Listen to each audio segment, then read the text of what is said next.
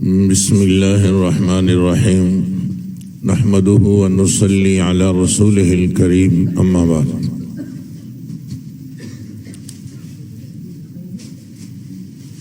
ایک چھوٹا سا واقعہ جو آپ نے 20 مرتبہ سنا ہوگا کہ اللہ تعالیٰ نے حضرت موسیٰ علیہ السلام اور ہارون علیہ السلام سے فرمایا اذهبا الى فرعون انه طغى، فرعون کے پاس جاؤ، بہت سرکش ہے۔ اور ہدایات یہ دیں کہ فقولا له قولا لینا، فرعون سے بات تو آپ نے کرنی ہے مگر لب و لہجہ نرم ہونا چاہیے، تلخ لہجے میں نہیں بات کرنی۔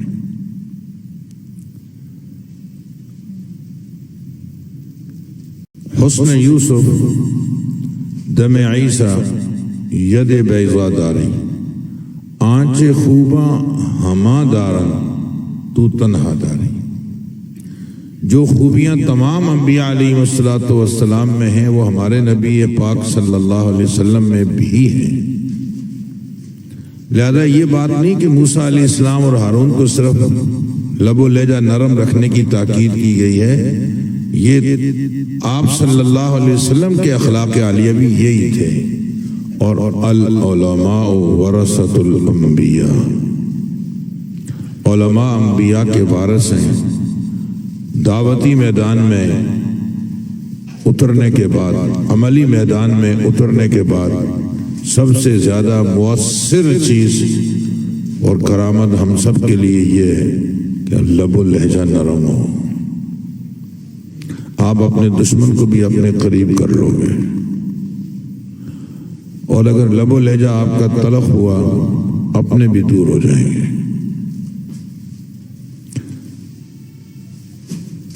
جلالی تقریر آپ نے تیار کر رکھی تھی، اپنے گاؤں میں پہنچنے کے ساتھ ہی آپ نے کہا فلاں کافر، فلاں بدعتی، فلاں، بس گنے چنے چند مسلمان رہ گئے، تو سو یہ آپ کی پہلی اور آخری تقریر ہوگی۔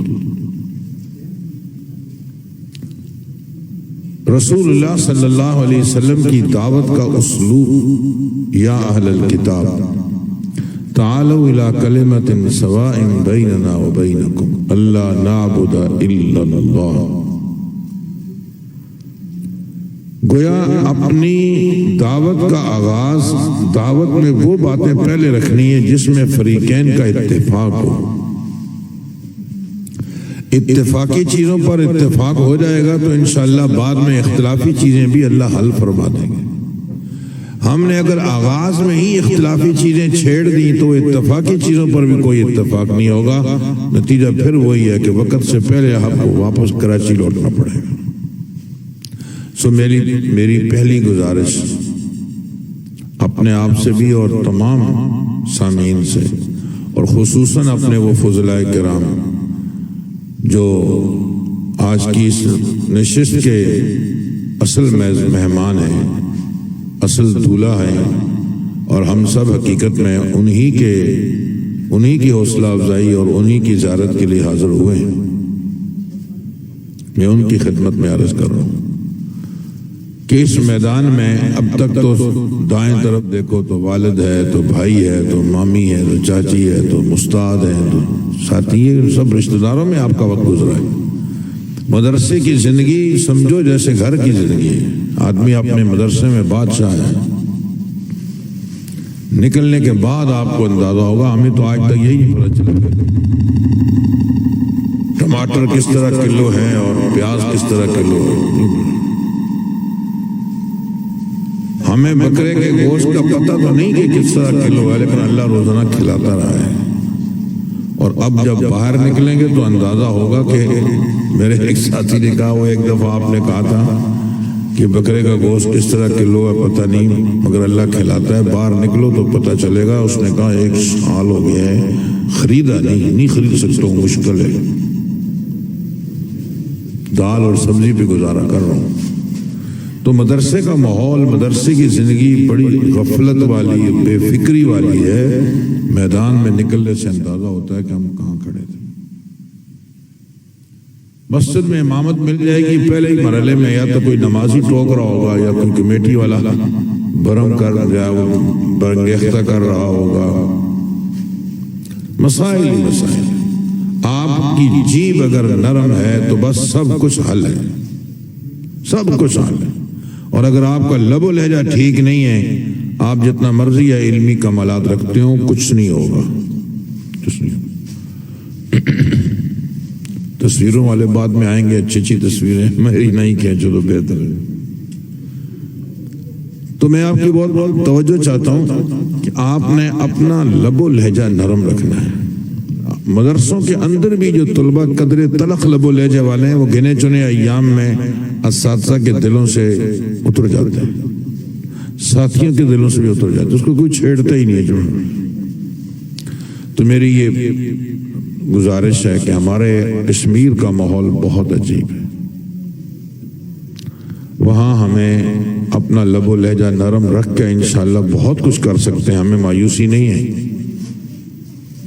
لوگوں نے کام کیا ہے، انشاءاللہ آپ بھی کرو گے، لیکن تلخ لب و لہجے کے ساتھ نہیں ہو سکتا. میری دوسری گزارش یہ ہے کہ اہل حق کی بہت ساری اب تنظیمیں ہیں. ہمارے دور میں اتنا کچھ تھا ہی نہیں، سیدھے سیدھے چلتے تھے. اب تنظیمیں بہت بن گئی ہیں. یہ تنظیموں کا آپس کا اختلاف جو ہے اس کو بس ایسے ہی سمجھو جیسے ائمہ اربعہ کا اختلاف. تو ہم کتنے مسائل میں ائمہ کو آپس میں لڑا رہے ہوتے ہیں، سب کو رحمہ اللہ بھی کہہ رہے ہوتے ہیں. ہاں، شاگرد اور استاذ کا بھی اختلاف ظاہر ہو رہا ہوتا ہے، مگر ساتھ ساتھ میں رحمہ اللہ رحمہ اللہ رحمہ اللہ. اگر وہ اس شدید اختلاف کے باوجود اس دعا کا مستحق ہے تو آپ کا آج کا دوسری تنظیم میں کام کرنے والا بھی اسی دعا کا مستحق ہے. وہ بھی اہل حق کی تنظیم بنی ہوئی ہے. ہر ایک کی اپنے اپنے وقت پہ ضرورت ہے. خام خواہ ایک دوسرے کی نفی کرنے کے چکر میں نہیں پڑو، سب کی ضرورت ہے. تبلیغ والے ایک جملہ کہا کرتے ہیں کہ ہمارے کام میں تقابل نہیں ہے، تنقیس نہیں ہے. سو یہی بہتر بات ہے، تنقید بھی نہیں ہے.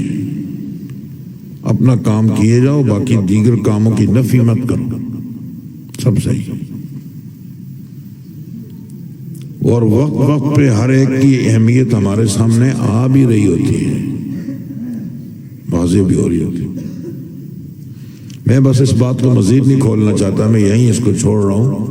میں نے دوسری بات یہ عرض کی کہ آپس میں اتنا نہ الجھو کہ اصل کام سے نظر ہٹ جائے اور آپس میں ہی لڑتے رہے. دشمن کی ہمیشہ یہ چاہت رہی ہے کہ کوئی بھی جماعت، کوئی بھی ادارہ منظم ہو تو اس کو لڑا دو. اب تو اللہ کا بڑا کرم ہو گیا، شروع میں نے دیکھا کراچی میں اداروں کا بھی آپس میں طلبہ لڑتے تھے، یہ فلاں ادارے کا، یہ فلاں ادارے کا. ایسا نہ کرنا. ہمارا کشمیر اس کا خصوصاً متحمل نہیں ہے. وہاں لب و لہجہ تبلیغی چاہیے.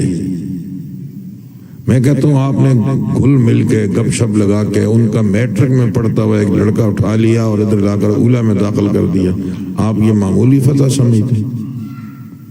گھل مل کے آپ نے ان کے بچے کو نماز سکھا دی، 10 سورتیں یاد کرا دی، لا کر مسجد میں کھڑا کر دیا، کسی بڑے آدمی سے دوستی لگا کر جمعے میں لے کے آ گیا، آپ کا بیان اس نے سنا، آپ کے ساتھ جو پہلے اختلاف رائے تھا ختم ہو گیا، شدت میں کمی آ گئی. یہ سب کامیابیاں ہیں، مگر یہ ہوگا نرم لب و لہجے سے، تنقید اور تقابل سے نہیں ہوگا. میری تیسری گزارش یہ ہے اپنے اندر کوئی اضافی صلاحیت پیدا کریں اور فوری امام لگنا، فوری تدریس، اپنی کوئی مصروفیت جنہیں اللہ نے توفیق دی ہے وہ ابھی جلد بازی نہ کریں، کچھ اور پڑھ لو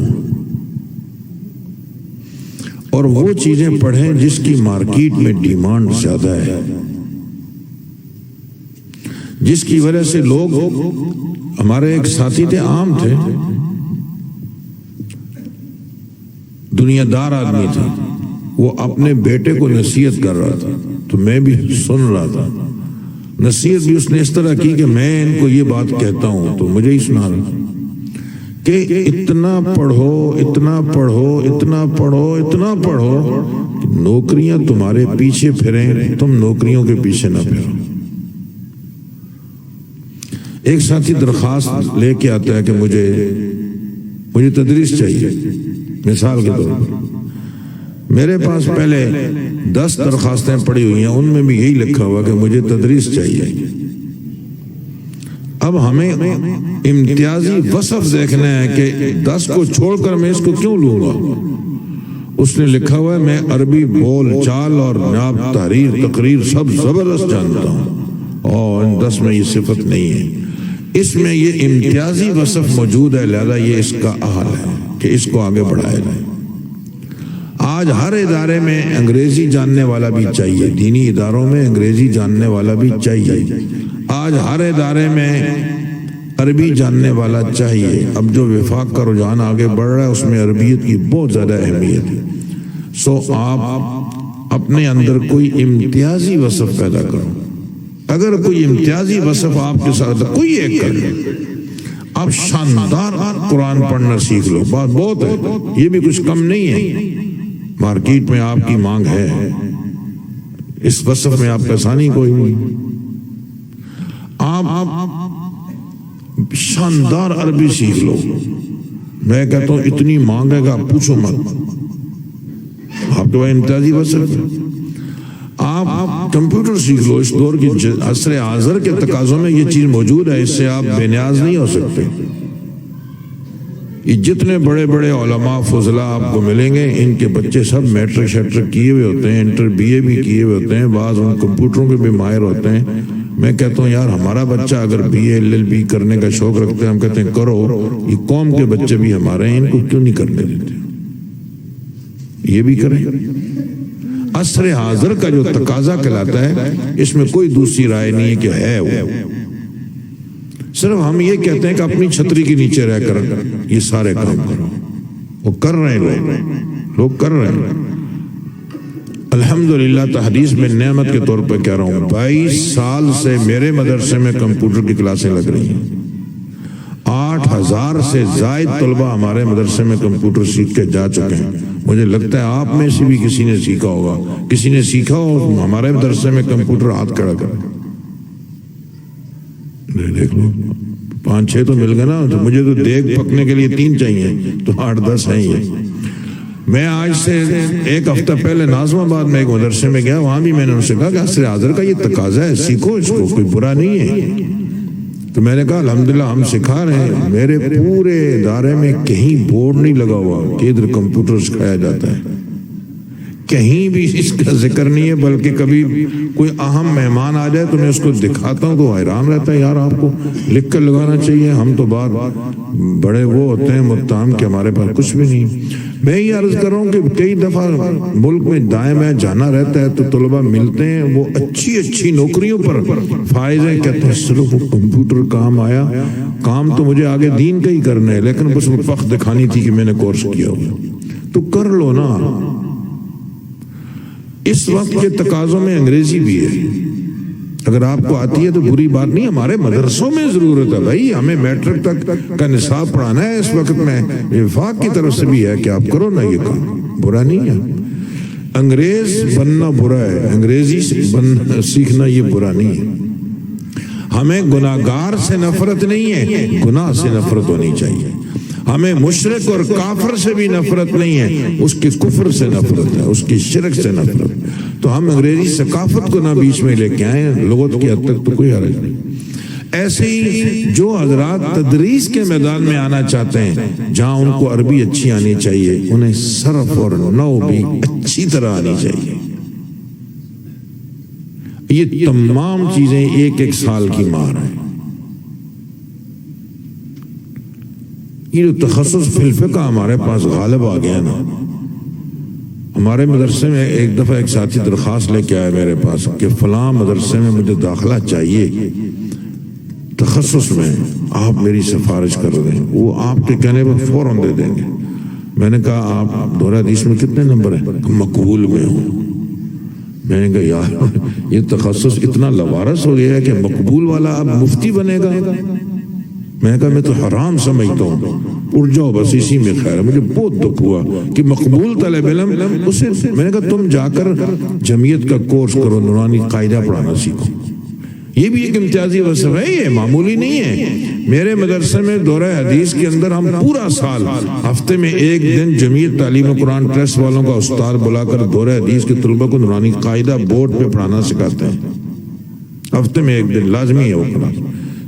تو ایک ساتھی دورہ حدیث سے فارغ ہو جانے لگا تو اس نے نورانی قاعدوں سے بیگ بھرا ہوا تھا اور مجھے کہنے لگا بس استاد مزہ آ گیا، جانے کے ساتھ ہی آپ کو بتاؤں گا میں کیا کر رہا ہوں۔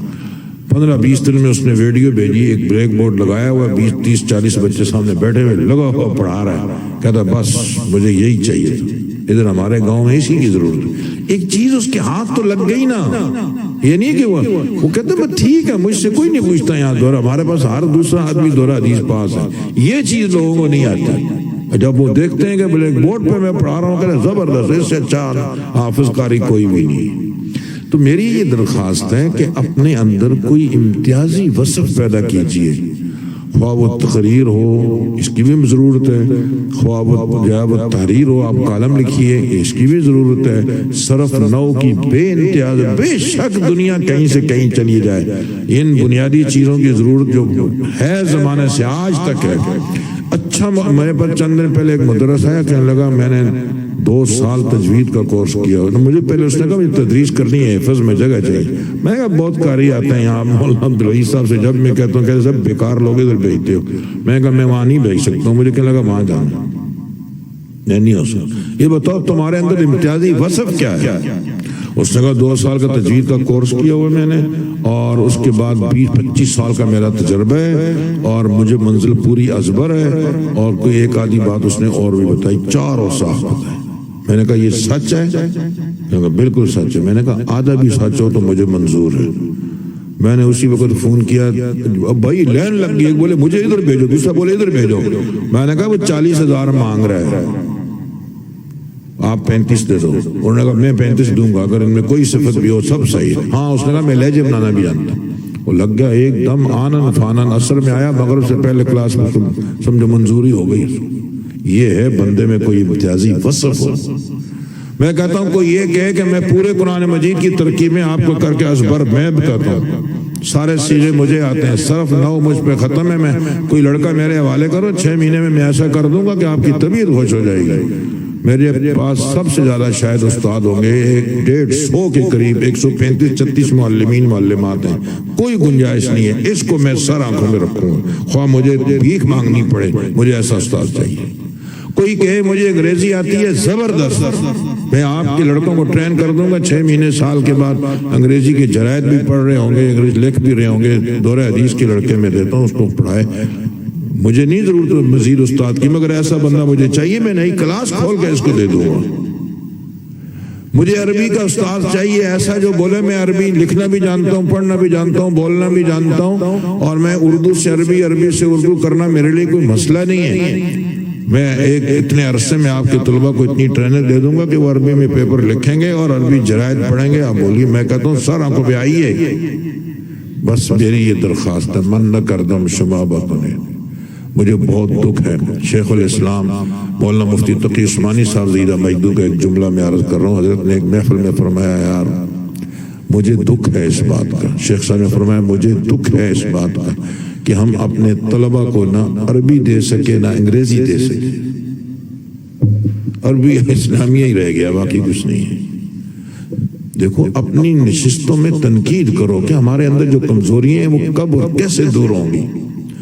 تو ہم تو ابھی اس عمر میں کچھ نہیں کر سکتے، میں تو ابھی یہ چاہتا ہوں کہ مجھے ایسا کوئی وقت مل جائے، میں کسی اللہ والے کی خانقاہ میں جا کر بیٹھ جاؤں، اللہ ہی اللہ کروں، بہت ہے یار، مجھے اپنی قبر روشن کرنی ہے، یہ چیزیں بہت مشکل ہو گئی، ہمارے بس میں نہیں ہے۔ مگر آپ کے پاس تو وقت ہے نا، آپ تو ماشاءاللہ صحت مند ہو، آپ کا دماغ کام کرتا ہے، مجھ سے ایک طالب علم کو 50 دفعہ ملتا ہے، میں پھر بھی پوچھتا ہوں کون ہو. میں اپنے گاؤں میں گیا، ایک طالب علم مجھے رشتہ دار ہمارا مجھے ملا، کہنے لگا السلام علیکم. میں خیریت کہاں ہوتے ہیں؟ کہ میں تو آپ کے صدیقیہ میں پڑھتا ہوں، میں آپ کا رشتہ دار ہوں، فلاں جگہ رہتا ہوں. مجھے اتنی شرم ہے کہ یار یہ ہمارے رشتہ دار بھی ہے، ہمارے مدرسے میں پڑھتا بھی ہے. ہم تو اس دور سے گزر رہے ہیں. ہمارے ایک استاد سے، میں اب نام نہیں لیتا ہوں، ان سے ایک طالب علم ملنے گیا تو حضرت نے فرمایا ماشاءاللہ کہاں ہوتے ہو؟ حضرت میں تو جامعہ فاروقیہ میں 8 سال پڑھتا رہا ہوں اور اس کے بعد میں وہاں استاد لگ گیا ہوں. ان کا مجھے نہیں معلوم. تو آپ کا دماغ ابھی کام کر رہا ہے، جلد بازی نہ کیجیے. یہ طالب علم حوصلہ ہار جاتے ہیں، آئے اللہ پیسے چاہیے، یہ چاہیے. تھوڑا سا ہمت کرو، تھوڑا سا. اور یہ جو جدید دور کے تقاضے ہی نہیں بلکہ یہ قدیم تقاضے ہیں. ہمیں عربی آنی چاہیے یار، ہمیں عربی نہیں آتی. ہمارا ہی فاضل جب عربستان میں جاتا ہے، سعودیہ میں، کچھ نہیں بول سکتا. ممتاز مرتبہ شرف کی ڈگریاں لے کے جب پہنچتے ہیں نا، وہ ڈگریاں اٹھا کر ایک سائڈ پہ رکھتے ہیں اور عربی میں بات چیت کرتے ہیں. جو کر رہا ہوتا ہے وہ کہتے ہیں بھائی ٹھیک ہے ڈگریاں لے نکل یہاں سے. کوئی نہیں پوچھتا. ڈگریاں ہمیں کرسی تک پہنچا سکتی ہیں، کرسی کے اوپر نہیں بٹھا سکتی ہیں. اس لیے اپنے اندر صلاحیت پیدا کریں. میں اپنی ساری باتیں اگلی جو کہنی تھی وہ ختم کر رہا ہوں اور اس بات پہ دوبارہ تاکید کرتا ہوں کہ فراغت کے بعد جلد بازی نہ کریں کسی جگہ جا وہ کام کرنے کی. تھوڑا سا اپنے اوپر اور محنت کر لو. گو کہ یہ محنت ہم نے ساری زندگی جاری رکھنی ہے. چلو آپ کی مجبوری ہے، آپ امام لگ گئے ہو، لگ جاؤ، ساتھ میں پڑھنا. یہ کس نے پابندی لگائی ہے؟ چلو آپ کسی مدرسے میں مدرس لگ گئے، ٹھیک ہے لگ جاؤ، ساتھ میں پڑھیں. آپ کو تدریس کے لگنے کے ساتھ اور احساس ہوگا کہ میرے اندر یہ کمزوری ہے، مجھے دور کرنی ہے، یہ کمزوری ہے دور کرنی ہے. ماہر فن کی آج بھی ضرورت ہے، مگر ہمارے طلباء علماء فضلاء اس فن میں مہارت حاصل کرنے کا ارادہ ہی نہیں رکھتے، جس کی وجہ سے ہمیں جگہ جگہ پریشانی ہے. میں شیخ الاسلام صاحب ہی کی ایک بات اور سنانا چاہ رہا ہوں. ایک مجلس میں اس بات پہ فکر ہو رہی تھی کہ ہمارے طلباء بے روزگار ہیں، انہیں بہت پریشانی ہے اور آگے کوئی مصرف نہیں ہے. حضرت نے بہت تلخ جملہ کہا، بس آپ اس کو ادھر ہی رہنے دینا، آگے نقل بھی نہ کرنا کہ تعبیر میں کبھی غلطی ہو جاتی ہے تو بڑوں کی بے ادبی میں نہ چلی جائے بات. حضرت نے فرمایا ہمارے پاس 2 قسم کے طالب علم ہیں. ایک وہ جو پڑھتے ہیں، محنت کرتے ہیں جیسا کہ ہم کہہ رہے ہیں، ان کے لیے کوئی پریشانی نہیں ہے. ہر جگہ ان کی مانگ ہے، ہر جگہ ان کی ضرورت ہے، وہ چاہیے معاشرے کے اندر، مل نہیں رہے.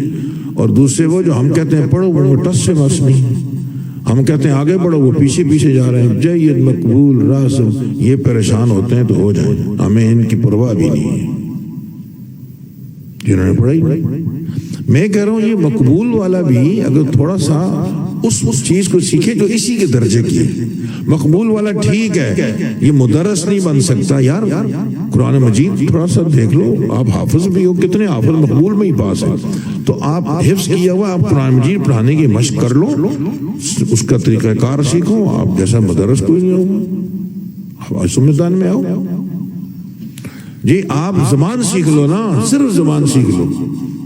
میں کچھ عرصہ پہلے ناظم آباد میں ایک پروگرام تھا، اس میں گیا تو ایک طالب علم جو ہے نا، بات چیت چلی، بہت ساری گفتگو وہاں ہوئی. ایک لڑکا بار بار کھڑے ہو کہ جی الحمدللہ مجھے تو کوئی معاشی اعتبار سے پریشانی نہیں ہے، میں ادھر ترجمہ کرتا ہوں انگریزی کا، عربی کا تو اتنے پیسے لیتا ہوں، انگریزی کا کرتا ہوں اتنے پیسے لیتا ہوں، کمپیوٹر میں اتنے پیسے.